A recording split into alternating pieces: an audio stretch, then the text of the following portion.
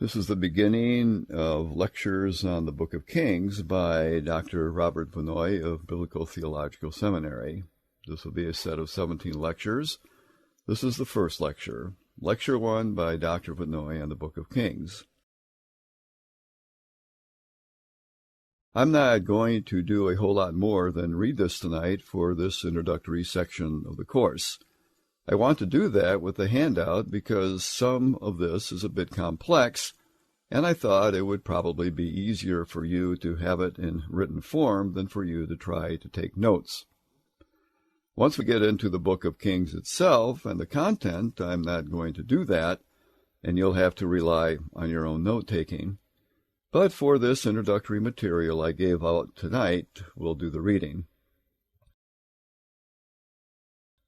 First thing I want to do is discuss the name of the book. The title in Hebrew is Malachim, which is Kings. There's no evidence that the book was divided into two parts in the Hebrew until the edition of the Hebrew Bible that was published by Daniel Bomberg in 1516-1517 in Venice. The division of the book into two parts was introduced by the Septuagint.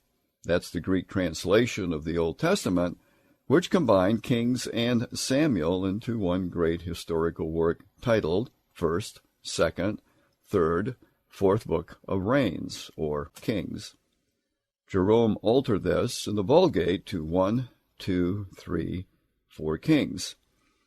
The division of the material into two parts has continued to the present in both Hebrew and modern language editions of the Bible. I think that's something worth knowing, particularly since you may see that reference to 1, 2, 3, or 4 Kings, which was the title that was used by Jerome in the Vulgate. In the Roman Catholic tradition, those titles are still used, so you may look up a commentary, or you may come across it in your reading sometime, and there's this reference to 3 Kings, and wonder what in the world it is. 3 Kings would be the same as our 1 Kings, because you see, in the Vulgate, Samuel was called 1st and 2nd Kings, and then what we call Kings, 1st and 2nd Kings, was called 3rd and 4th Kings, because in the Vulgate, Samuel and Kings were sort of used as a unit, and so we have 1, 2, 3, and 4 Kings. In Hebrew tradition, the books of Samuel are called Samuel and Kings, and it's called Kings, and that's what we follow. But originally, both those books were one unit in the Hebrew as well. There was one book of Samuel and one book of Kings. The division into two for each one was only done in the Septuagint, but then via the Septuagint, that came back to these later editions of the Hebrew text, so that our present Hebrew text you do get 2 books of Kings and 2 books of Samuel. But that really was not the way it was done originally. It's clear, however, that the material of the 2 books constitutes an original unity. The division occurs at a rather arbitrary, although appropriate, place after the deaths of Ahab in 1 Kings chapter 22, verse 37, and Jehoshaphat in chapter 22, verse 30. Now Ahab was the king of the north and Jehoshaphat king of the south. You get the deaths of 2 major kings right in that last chapter of 1 Kings, so it's an appropriate place. But it lets the account of the reign of Ahaziah of Israel, that's chapter 22, verses 51 to 53, overlap the end of 1 Kings and the beginning of 2 Kings. The same is true with Elijah the prophet, whose life is narrated in 1 Kings, but whose translation to heaven is narrated in 2 Kings. So the division is somewhat arbitrary, but at a reasonably appropriate place. When taken as a unit, the book assumes a well-defined place in the Old Testament canon among the former prophets. The so-called former prophets, that's traditional Jewish nomenclature or designation for what we usually call the historical books. But the former prophets, Joshua, Judges, Samuel, and Kings, together describe a history of pre-exilic Israel in Canaan. They begin after the death of Moses and end with the death of Nebuchadnezzar, who was succeeded by evil Merodach, who brought Israel's independence to an end. Kings describes the end of David's rule, the United Kingdom under Solomon, and the divided kingdom in its entirety. Okay, let's go to capital B in our outline, which we will call general content. Kings describes the last period of the history of pre-exilic Israel. It begins with the death of David and divides naturally into three major sections. The three major sections are 1 Kings chapters 1 to 11, which is a description of the rule of Solomon, under whom the kingdoms of Israel and Judah are united. Second, we have 1 Kings chapter 12 to 2 Kings chapter 17, which give the history of the divided kingdom until the downfall of Israel, that is, the northern kingdom, with the capture of Samaria by the Assyrians. Now that runs from 1 Kings chapter 12 through 2 Kings chapter 17, and this is the second major section of the books. The third is 2 Kings chapters 18 to 25, where you have the kingdom of Judah until the destruction of Jerusalem, with two supplements concerning Gedaliah, and that's 2 Kings chapter 25, verses 22 to 26, and the other person is Jehoiachin, which is 2 Kings chapter 22, verse 25, and then verses 27 to 30. Now, when I say the kingdom of Judah until the destruction of Jerusalem, that is the kingdom of Judah subsequent to the fall of Samaria in the north, on to the end. So that's from 721, 722 BC down to 586 BC. So those are the three major sections. In the second section, the history of the two kingdoms is not given in separate narratives, but rather in a parallel fashion. Beginning with Jeroboam I, the technique utilized is to describe the reign and activities of a certain king, and then move to all the kings in the other kingdoms that were contemporary with it, and then work back and forth that way. The composition of the book is characterized by the setting of the description of each king in the framework of introductory and concluding formulae.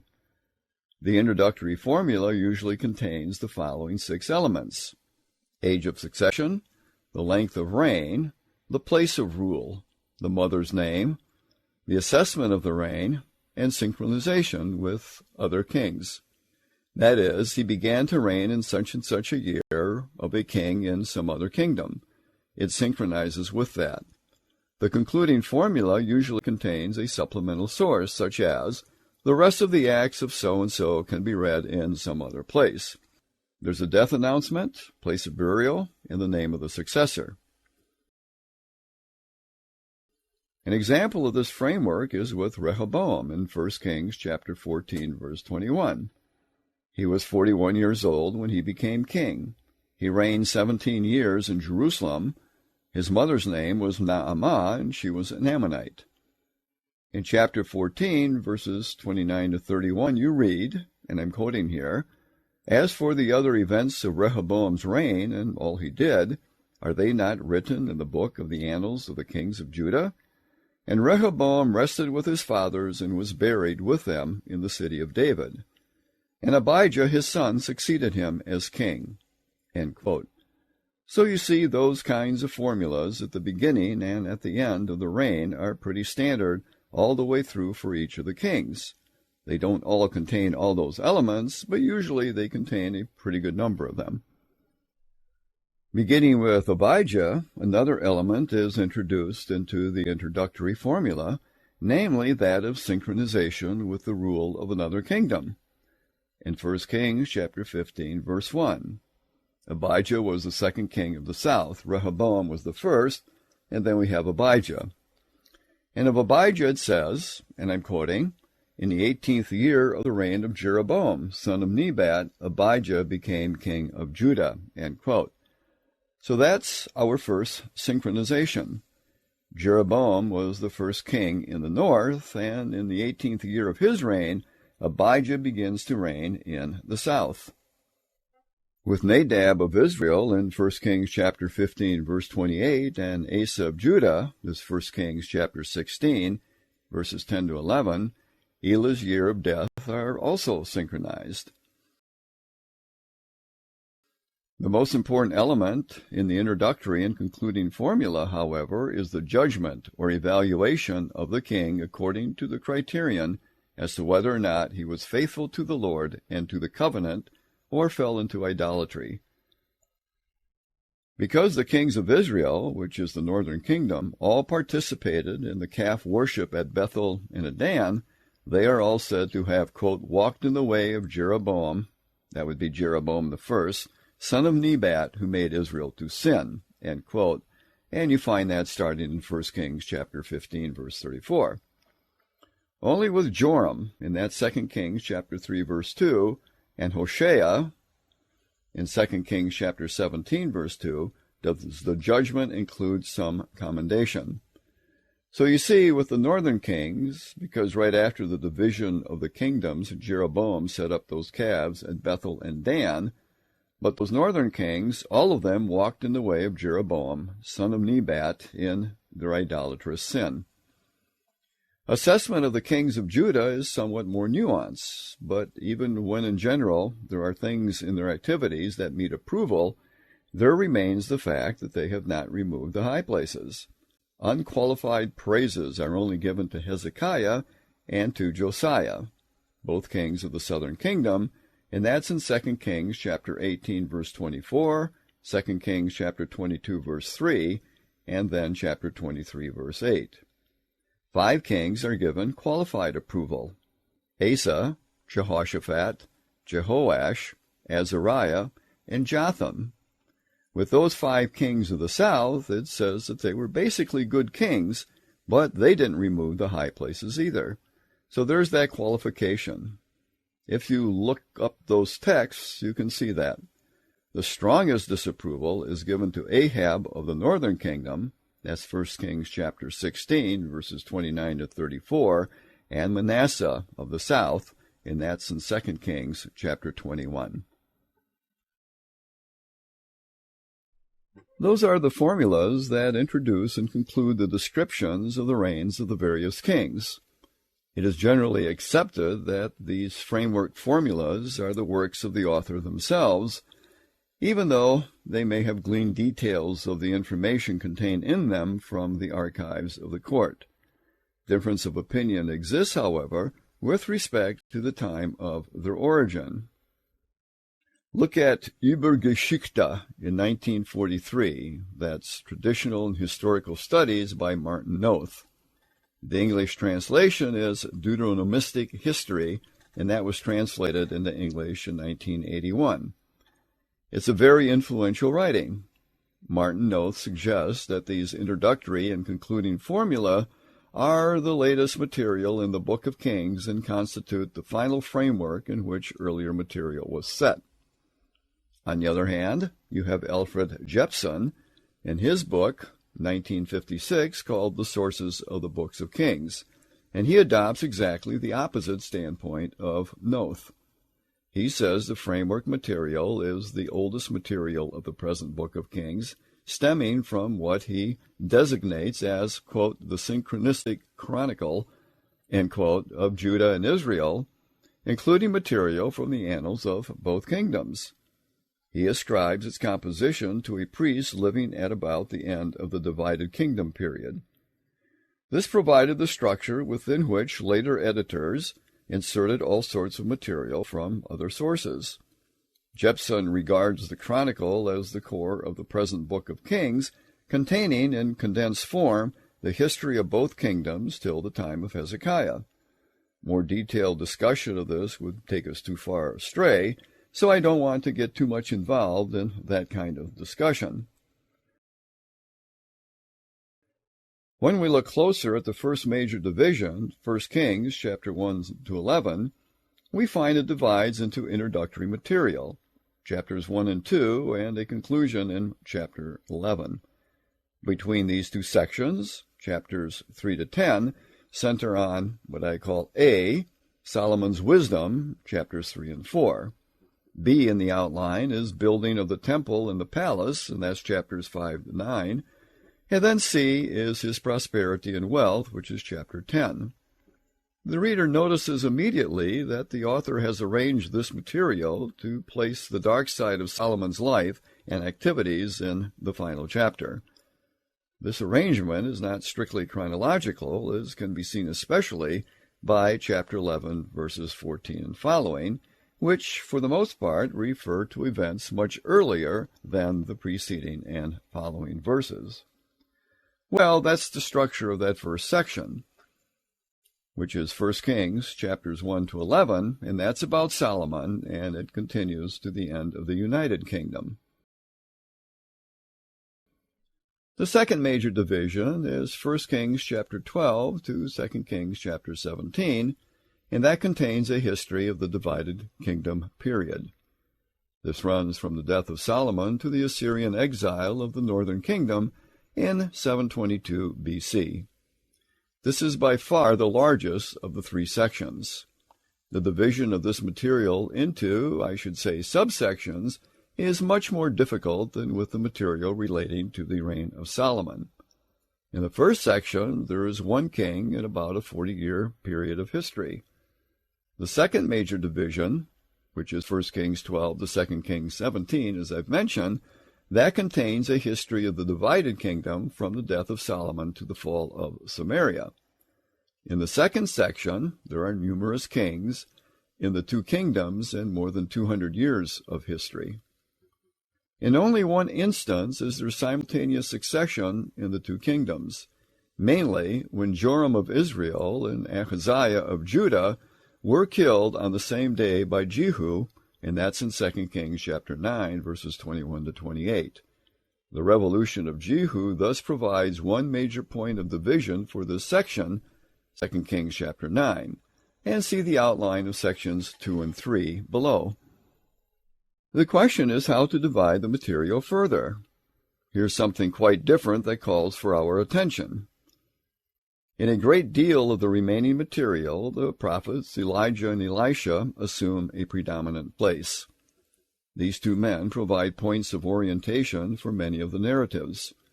The time of Elijah begins with 1 Kings chapter 17, verse 1, and the time of Elisha begins in 2 Kings chapter 2, verse 1. This then gives us three major points of orientation for the section 1 Kings chapter 12 to 2 Kings chapter 17. Number 1 is 1 Kings 17. That deals with Elijah. Number 2 is 2 Kings chapter 2, and that deals with Elisha. And then number 3 is 2 Kings chapter 9, and that deals with Jehu. Those are the three subdivisions of 1 Kings chapter 12 to 2 Kings chapter 17. Try to break that down. It's kind of hard because of all the synchronization, the rules of the kings in the north and kings in the south. But I think it's kind of three things you might say you can hang something on. 1 Kings chapter 17 is Elijah, 2 Kings chapter 2 is Elisha, and 2 Kings chapter 9 is Jehu. Jehu is a significant figure, so these divisions give you some sort of major dividing points. Now, with respect, prior to Elijah, an appropriate dividing point is the conclusion of 1 Kings chapter 14. Chapters 12 to 14 handle the history of Jeroboam I and Rehoboam, the first two rulers of the divided kingdom. Chapters 15 and 16 handle both of their successors up to the time of the first appearance of Elijah. Chapters 17 and 19 have Elijah as their center of focus. Chapter 20, 1 Kings, the 2 Kings chapter 1, contains stories of Elijah, interspersed with stories of Ahab's wars with the Syrians of Damascus. 2 Kings, chapters 2 to 8, center around the ministry of Elisha, and 2 Kings, chapters 9 and 10, describe the revolution of Jehu, as I've mentioned before. 2 Kings, chapters 11 to 14, deal with the reigns of Joash and Amaziah of Judah and the contemporaneous kings of Israel. 2 Kings, chapters 15 to 17, deal with the last days of the northern kingdom with the contemporary kings of Judah. Then the final major section, 2 Kings, chapters 18 to 25, concerns the final days of the kingdom of Judah, beginning with the reign of Hezekiah and including the significant reigns of Manasseh and Josiah. Okay, so much on general content. That gives you some idea of the material that's covered in 1st and 2nd Kings. Okay, capital C of the outline is authorship and sources. First, authorship. The question of who wrote 1st and 2nd Kings has long been a matter of discussion, with little solid evidence to justify basis for reaching a conclusion. In the Mishnah, Jeremiah is credited with the authorship of these books.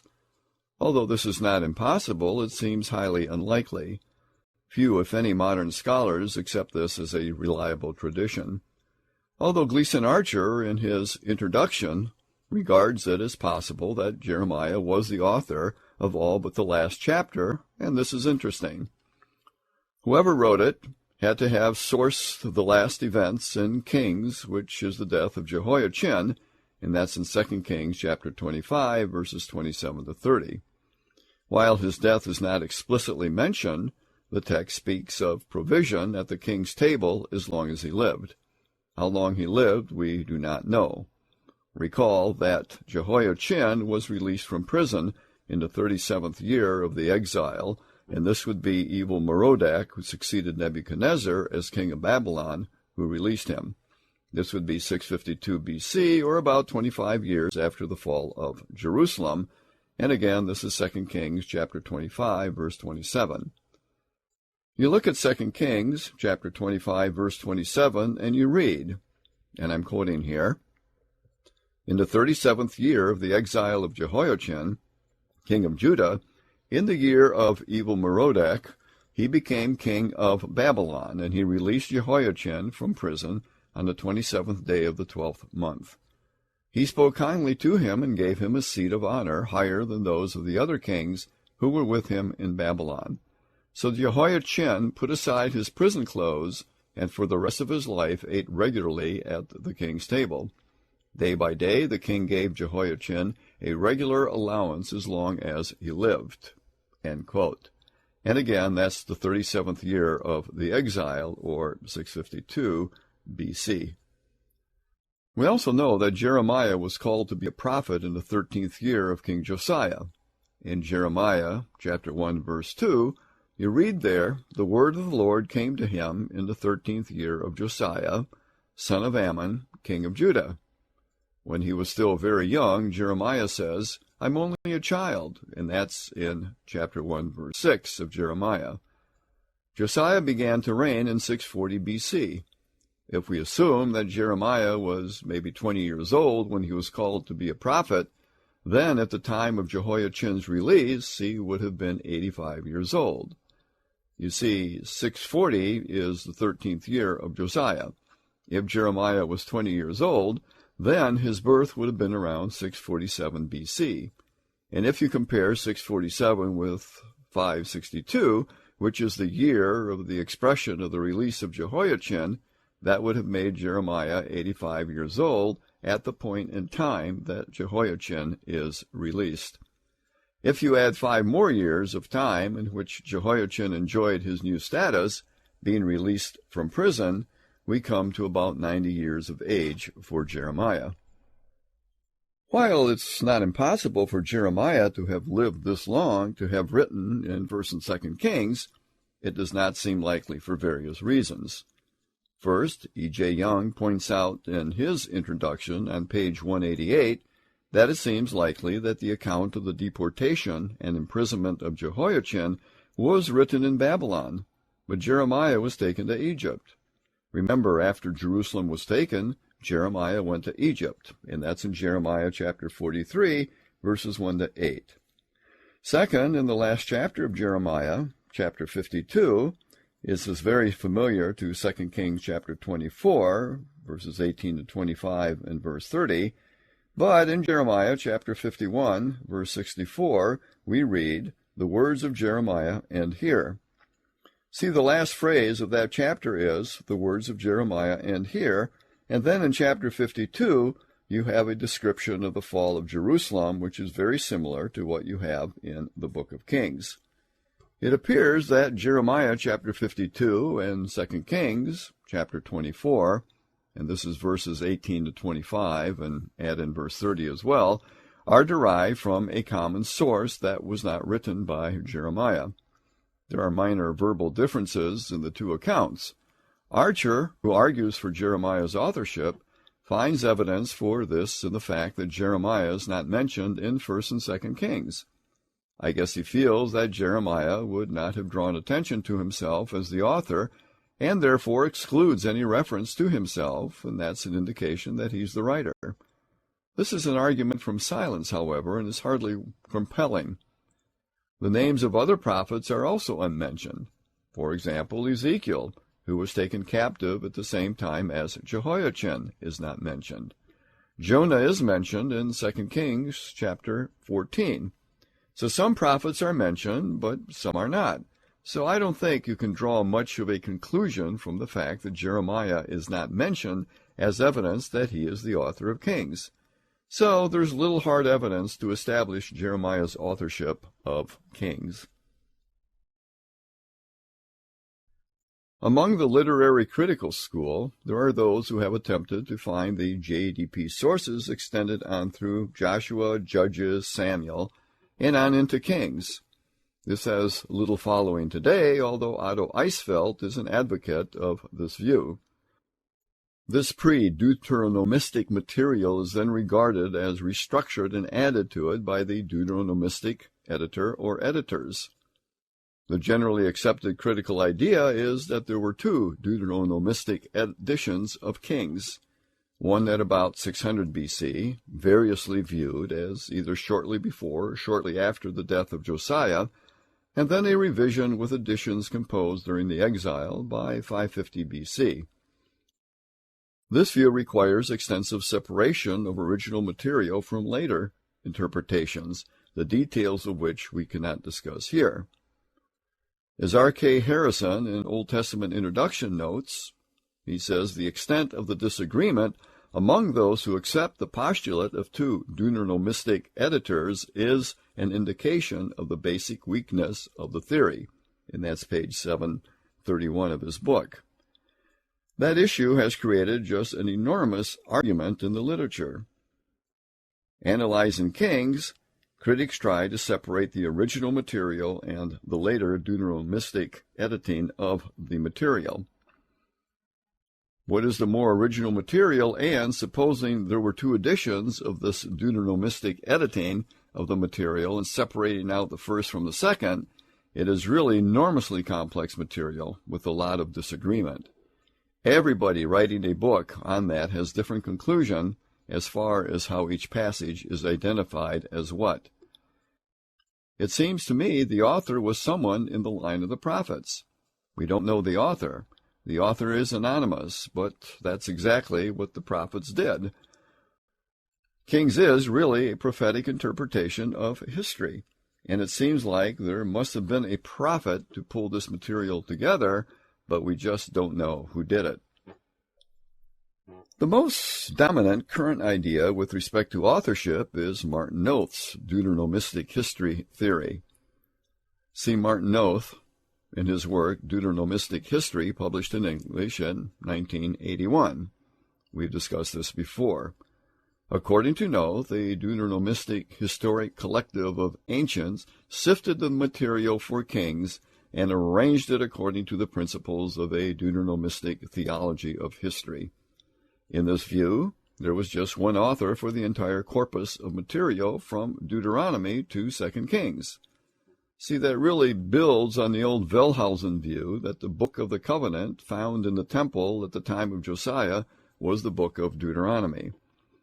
It had largely been ignored or lost. But not just that, it had been composed in the time of Josiah in an attempt to centralize worship in Jerusalem. The Book of Deuteronomy wasn't really around until the time of Josiah, according to this theory. But in any case, the Deuteronomistic historian added, in Noth's view, Deuteronomy chapters 1 to 4 as an introduction to his entire history, as well as Deuteronomy chapters 29 and 30. This person, the Deuteronomistic author, also compiled Joshua, Judges, Samuel, and Kings as a theological presentation governed by the ideals and materials of Deuteronomy. This means that for North, 1st and 2nd Kings was the work of a single author living in the exilic period. This author utilized various traditions and sources at his disposal to present the history of the monarchical period in Israel's existence as a nation as in tune with the Deuteronomistic perspective. In North's view, the framework in 1st and 2nd Kings was created at the same time as the narrative material was molded into a unified composition. The author of the framework is the same as the author-editor of the narrative material. The work is a carefully planned treatise from the hand of a single author. Now, with respect to that, there's no problem with that. The other aspects of this theory have a lot of problems with it, but at least he sees a unified plan to the book, and he sees the influence of Deuteronomy in the book. There's general agreement among the critical scholars today that 1st and 2nd Kings is a history work governed by a Deuteronomistic viewpoint, by means of which the actions of the various kings of Israel are assessed, that is, assessed according to Deuteronomistic theology. While we may agree with this characterization of the book, it is well to keep a distinction in mind when using the term Deuteronomistic or Deuteronomic. In critical circles, the term usually rests on the presupposition that the book of Deuteronomy was composed shortly before the Reformation during the reign of King Josiah, and that this book provided the basis for this Reformation. The ideas of Deuteronomy are considered new and revolutionary, ideas arising in Israel fairly late in the monarchical period. The time of Josiah is just shortly before the end of the southern kingdom in 586 BC. There are, of course, serious objections to such a viewpoint. Emphasis in Deuteronomy on obedience to the law with the resulting blessing or curse is not just Deuteronomistic. It is covenantal, and is found in Exodus and Leviticus just as much as in Deuteronomy. Of course, what these critical scholars would say is that Exodus and Leviticus were, for the most part, later or pre-exilic material. It gets very complicated if you don't accept the biblical material as it is presented to us, with Exodus, Leviticus, and Deuteronomy originally coming from the time of Moses. The critical school, however, also makes much of what is viewed as a Deuteronomistic requirement of centralization of worship in Jerusalem, which necessitated the destruction of the high places throughout the land. This centralization requirement is supposedly taught in Deuteronomy chapter 12 and came into existence around 621 BC, at the same time as supposedly the book of Deuteronomy was written in the time of Josiah. Now, that's a subject of discussion in its own right, whether Deuteronomy chapter 12 really requires a single sanctuary, that the only legitimate worship being permitted is at that one place in Jerusalem, at that one altar, all other altars being per se illegitimate. I don't think that's what Deuteronomy says, but that's the view of this approach that we have been discussing. In a critical view, this requirement then became a primary standard by which each king was judged. It must be noted, however, that it's not so clear that Deuteronomy chapter 12 requires centralization of worship. And in addition, when one accepts the general critical position on Deuteronomy and the date of its authorship, then one must view the evaluation of the earlier kings by this late standard as an artificial and distorted way of assessing their reigns. In other words, if Deuteronomy wasn't around till the time of Josiah, how could you assess the reign of, say, Rehoboam, first king of the southern kingdom, on the basis of Deuteronomy, if Deuteronomy doesn't exist in 931 BC when Rehoboam reigns? How could you assess Rehoboam's reign on the basis of Deuteronomy if Deuteronomy didn't exist until 300 years later in 621 BC? So, if you accept this critical position and the date 621 for Deuteronomy, then you must view the evaluation of the earlier kings by this late standard as an artificial and distorted way of assessing their kingships. A Deuteronomistic history writer must be viewed as more interested in his theology than in the facts of history. So his writing becomes a theological history in the sense that his theology requires distortions of what actually happened. For example, Wellhausen made the following statement concerning the division of the kingdom and the establishment of worship centers at Bethel and Dan by Jeroboam I. And I'm quoting him here. As for their departure from the Mosaic cultus observed at Jerusalem, on the one hand, it was first alleged against them as a sin only by the later Jews. At the time, religion put no obstacle in the way of their separation. On the contrary, it actually suggests it promoted it. The Jerusalem cultus had not yet come to be regarded as the alone legitimate one. That instituted by Jeroboam at Bethel and at Dan was recognized as equally right. Images of the deities were exhibited in all three places, and indeed at every place where the house of God was found." End quote. In other words, the actual situation in Jeroboam's time is alleged to have differed greatly from the presentation that we find in Deuteronomistic history. This forces Wellhausen to question the actuality of the whole story of the man of God of Judah who spoke against Jeroboam's altar that we find in 1 Kings 13. See, that man of God out of Judah that we read about in 1 Kings 13 goes off and condemns that altar at Bethel. Well, if in that early time there wasn't any idea of centralization of worship, which Wellhausen felt was required by a Deuteronomy that didn't exist at that time, why would the man of God go out of Judah and then go up and condemn worship at the altar in Bethel? Well, Wellhausen simply thinks he didn't. The story never happened. He thinks it's a construction from a later time trying to read back to the theology of Deuteronomy over time. This story is developed to suggest that this idea was an ancient idea when in fact it was not. So this forces Wellhausen to question the actuality of that whole story, which he does. He doesn't think it ever happened, period. Elsewhere, Wellhausen can say of the Deuteronomistic revision of 1st and 2nd Kings, and I quote him here, "This revision is, as we expect to find, alien to the materials that the work is founded on, so that it does violence to them." End quote. He speaks of the facts of the book not only being judged, but also framed in accordance with the Josianic book of Deuteronomy. This was all done in order to give a theological explanation to people in exile for their condition, according to Wellhausen. But this means that wherever Deuteronomy and its viewpoints are found in the text prior to the time of Josiah, they were regarded as secondary insertions and distortions of what actually happened. So much for authorship for the moment. We'll come back to that later, but just to summarize that if Wellhausen's view is true, then 1st and 2nd Kings do not give real history.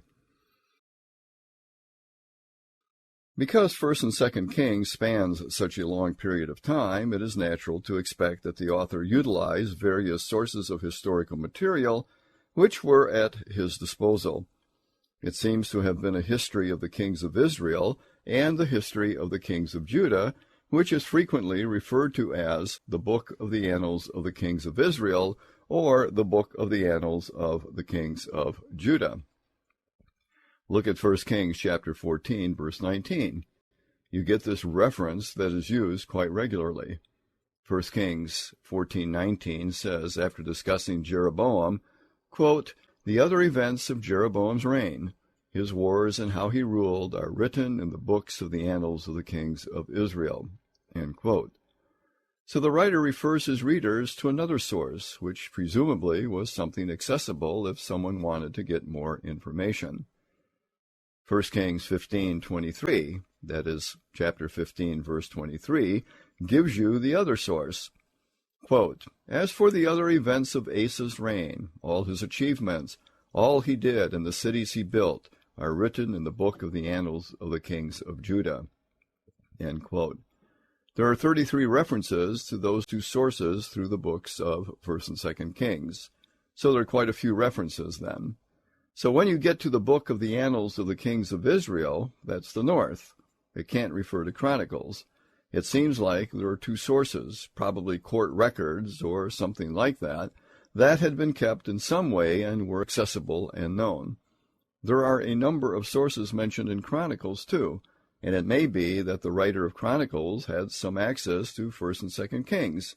That's possible because Chronicles is written later. The question, of course, rises concerning the nature of these two sources, that is, the Annals of the Kings of Israel and the Annals of the Kings of Judah. It is to be noted that reference to them begins only after the division of the kingdom, in that presumably they were sources which began at that point in time.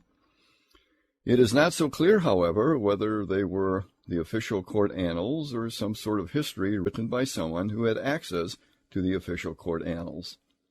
Those in favor of the last view say that the matter of reference to them presupposes that they were accessible to everyone who might desire to consult them.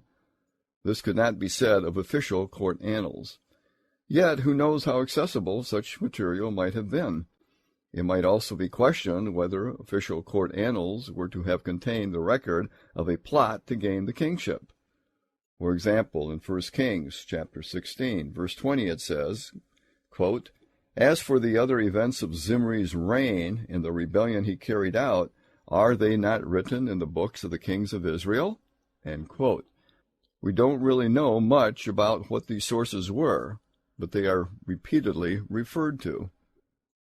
For the history of Solomon, another source is used, referred to in 1 Kings chapter 11, verse 41, as, quote, "the book of the Annals of Solomon," end quote.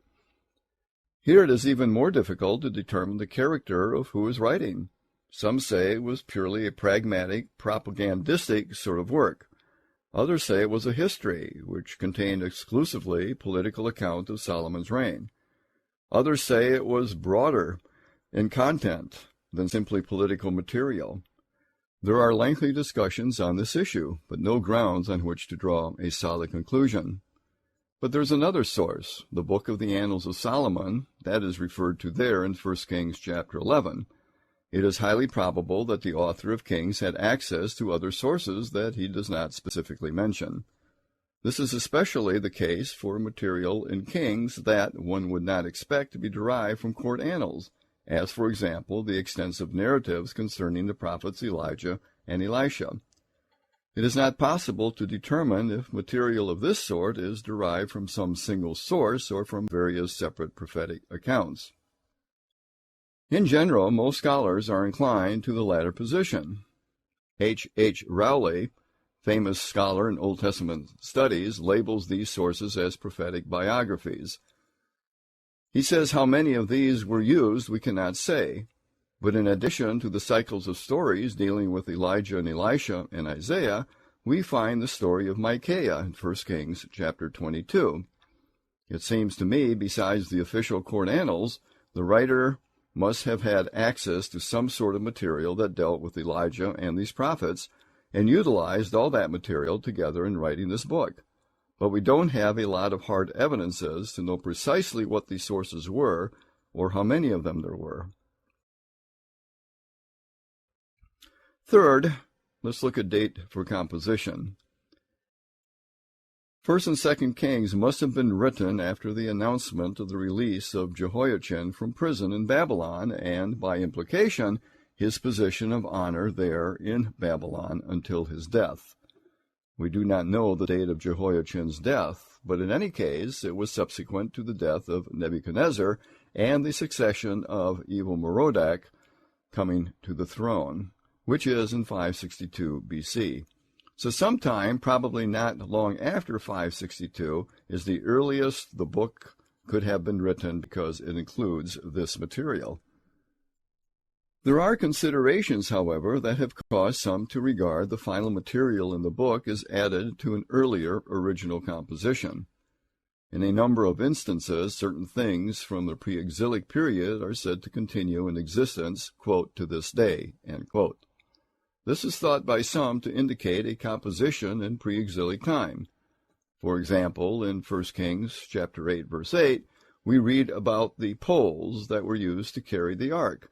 These poles were so long that their ends could be seen from the holy place in front of the inner sanctuary, but not outside the holy place, and, quote, they are still there today, end quote. See, that's said in 1 Kings chapter 8, verse 8. After the destruction of the temple and the loss of the ark, this was no longer the case. One obviously would not be able to see the poles. We read in 1 Kings chapter 9, verses 20 to 21, that Solomon conscripted people left from the Hittites, Amorites, Perizzites, Hivites, and Jebusites for a slave force, quote, as it is to this day, end quote. This, by nature of the case, applied as long as the kingdom of Judah continued to exist. The statements in 1 Kings chapter 12, verse 19, that Israel has been in rebellion against the house of David, quote, to this day, end quote, and then in 2 Kings chapter 8, verse 22, that Edom has been in rebellion against Judah, quote, to this day, end quote, presuppose the continued existence of the kingdom of Judah. Other similar references are less problematic, but nevertheless, taken together, they seem to fit better with a writer who lived in Palestine in pre-exilic time than one in Babylon in post-exilic time. If one accepts the possibility of pre-exilic work added to in post-exilic time, then the question is, when did the pre-exilic work come into existence? When one notices that reference to the source called the Annals of the Kings of Judah is cited with reference to the rule of King Jehoiakim, but is absent with respect to his successors, Jehoiachin and Zedekiah, then there is some reason to assume that the first composition occurred in the period between the death of Jehoiakim and the destruction of Jerusalem in 586 BC. In other words, in the very last years before the captivity, this is when this would have been written. The conclusion is then described as one living in exilic times. While this is possible, the viewpoint on date and authorship being pre-exilic, it rests largely on the expression "to this day" statements. An alternative is to take these statements, "to this day," as those of the original source rather than the final compilation of Kings. Note 2 Chronicles chapter 5 verse 9 compared with 1 Kings chapter 8 verse 8. 2 Chronicles 5:9 says, quote, "These poles were so long," that's the poles that carry the ark, "that their ends extending from the ark could be seen from in front of the inner sanctuary, but not from outside the holy place, and they are still there today." End quote. 1 Kings chapter 8 verse 8. "These poles were so long that their ends could be seen from the holy place in front of the inner sanctuary, but not from outside the holy place, and they are still there today." End quote. Now, note 2 Chronicles chapter 5 verse 9 compared to 1 Kings chapter 8 verse 8. Chronicles was certainly post-exilic, yet the wording is the same. The most probable explanation is that the chronicler, that is the one who wrote Chronicles, simply quoted his source, namely 1 Kings. Why could not the compiler-author of Kings have done the same with his own sources? This would alleviate the problem of positing a redaction of an earlier book of Kings by an exilic editor and retain the unity of the composition by a single author living in exile utilizing the various sources that were at his disposal. In other words, the "to this day" expression could be the expression of the source that the writer simply quotes, not that he, the chronicler, later in post-exilic times, is using the phrase "to this day," meaning that it extended into exilic times. If you don't say that, you almost have to say that part of the book was written before the exile, but this last section dealing with Jehoiachin's imprisonment and release, that was added later by an editor. But a way around that is a suggestion, the terminus ante quem, before which is the end of the Babylonian captivity, 539 BC. There's no mention of this end and no hint that it's imminent.